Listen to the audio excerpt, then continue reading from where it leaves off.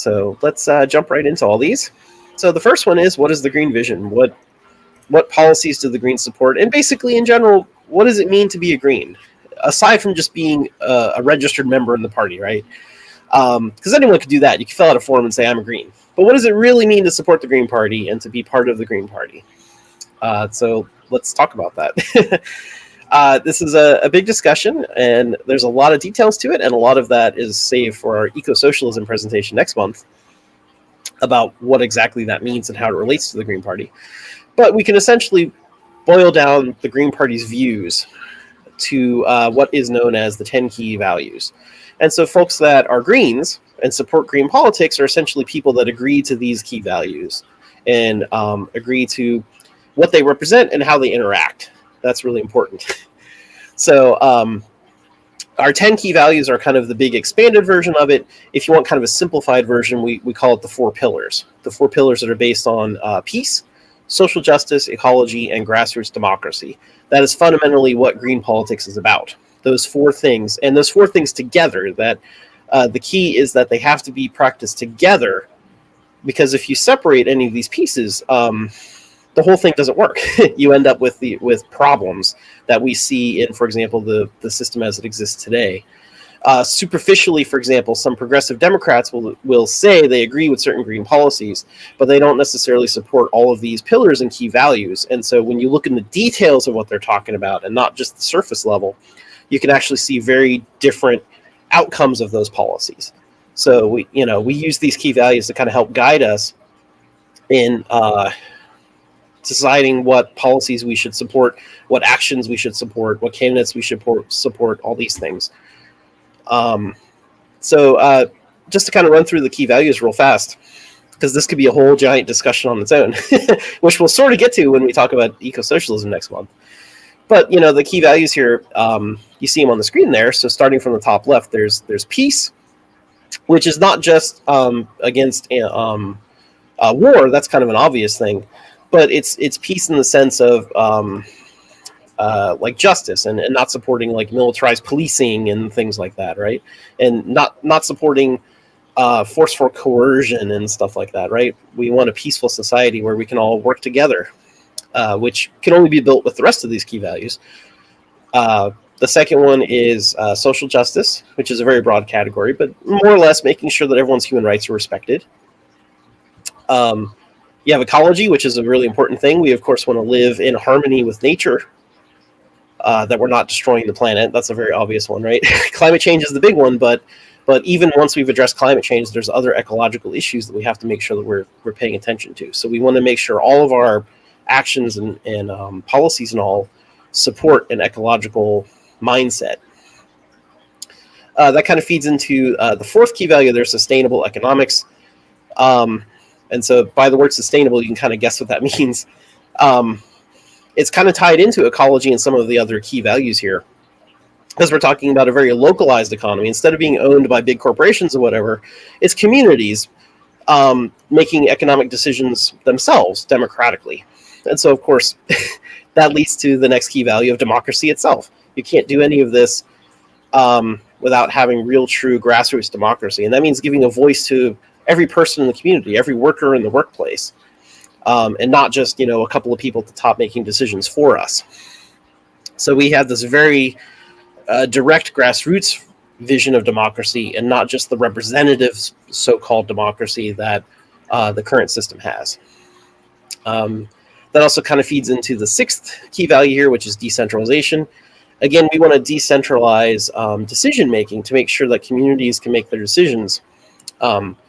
And people make decisions more bottom-up. Instead of people saying from the top down, you have to do this, we want bottom-up agreement and discussion and deliberation to try to find what's the best answer to things. And recognition that sometimes the best answer might vary between communities, because maybe you live in different circumstances. I'm in Pennsylvania, and Chris is in Illinois. And when you compare, the more foresty, mountainous area, Appalachia area where I am versus more of the plains area, right? Like those are different ecologies where you might have to plan differently based on the natural resources as well as the cultural and societal things that might be different between different regions across the country and the world, for that matter.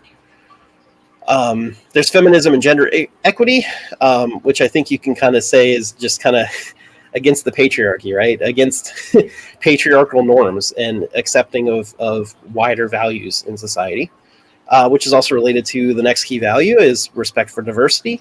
That's diversity of humans. That could be obviously race, sex, gender, but also religion, culture, linguistic diversity, speaking many different languages. And that's also, of course, outside of human society. We want to support healthy ecosystems, which are ecosystems that have large diversity, essentially, a large diversity between different species and animals and situations. And then our final two key values are the personal and global responsibility and having a future focus. And so those, I feel, kind of go together. It's essentially focusing on, we want to do local politics, but also everything we do locally, we need to think about how it impacts others outside of our locality, and ultimately build this kind of international global movement where we're taking lots of actions at local levels, but all working together globally to make sure that we're meeting all of our values and our objectives, right? Building an ecological, sustainable society and economics and all this stuff, which of course requires a future focus that we have to think about not just our current generation, but way out, right? So that's my summary of the key values. What you want to throw in, Chris? Yeah, I mean, the real big thing I think people need to understand about the key values and the four pillars is they don't stand in isolation. Mm-hmm. We are, without a doubt, an intersectional socialist party, right? And because of that, all of these things are interconnected. Looking at the list, one of the things Jill Stein said pretty consistently regarding Hillary Clinton when she was running for president was, you can't be a feminist and an imperialist, right? You can't, if you actually support peace, then, or if you don't support peace, if you support war, then you're not supporting social justice around the world. And so all of these are interconnected, right? Mm-hmm. Like Garrett said, the first education program I ran within the Green Party was with the Young Eco-Socialists, which is our youth caucus. And from 2017 through 2019, we had a bi-monthly organizing series of workshops. And we started them off talking about the 10 key values. We spent about 4 hours going through all 10 over the course of multiple calls, and we probably could have done 4 hours on each, right? The same, and so, that intersectional thing, you can take peace and then move through each one and apply it, right? Right. The U.S. military is the single largest emitter, in the world. So if you're an imperialist, you're not supporting, ecology.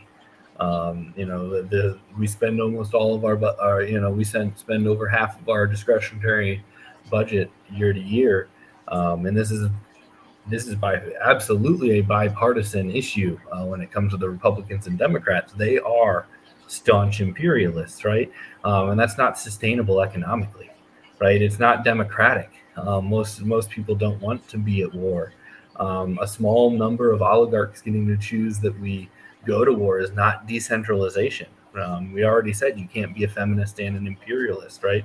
When we're bombing other cultures around the world, we're not respecting diversity, we're not taking global responsibility, and we don't have a future focus, right?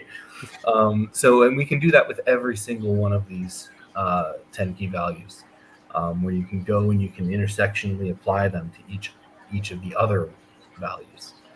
So I think that's the really important thing to come away from the 10 key values with, or one of the really important things is that they are intersectional.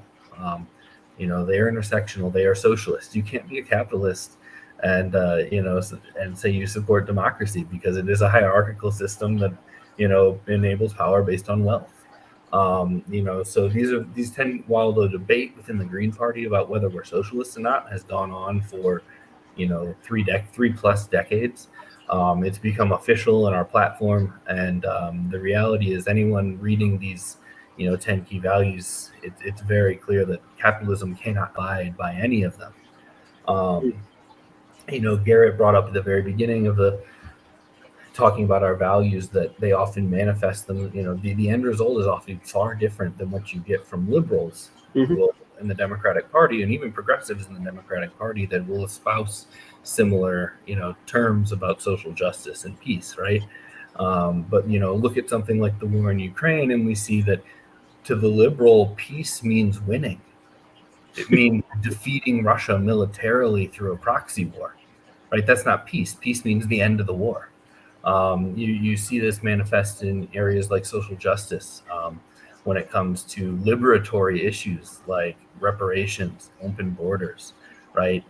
These are issues where we might use the same terms as progressives and liberal Democrats, but what we're actually calling for we are calling for the things the Republicans pretend that the Democrats are, right? In many ways, when it comes to these things, like in 2020, we called for open borders. If capital has free movement across borders, so should workers.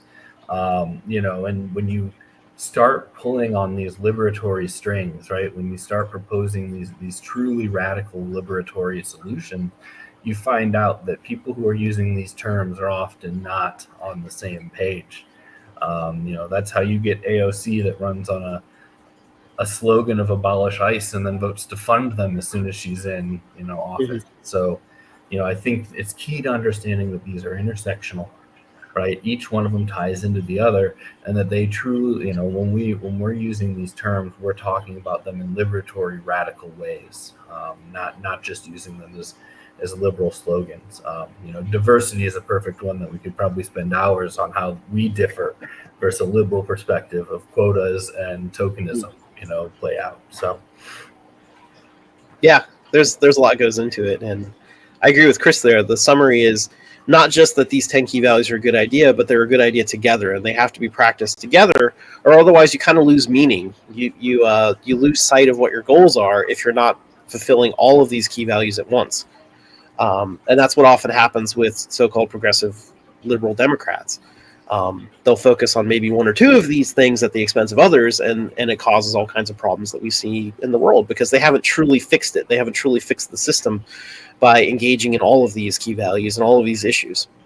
So when you put them all together, this is what you get, essentially. The Green Party is an eco-socialist, anti-capitalist, anti-imperialist party. It has to be based on these key values, like we were just talking about. Capitalism can't really function and abide by those key values.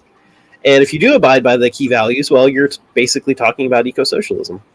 So this is what the Green Party is: eco-socialist, anti-capitalist, and anti-imperialist. We're peace against war, all that stuff. And it's also important to note that we're not just a political party.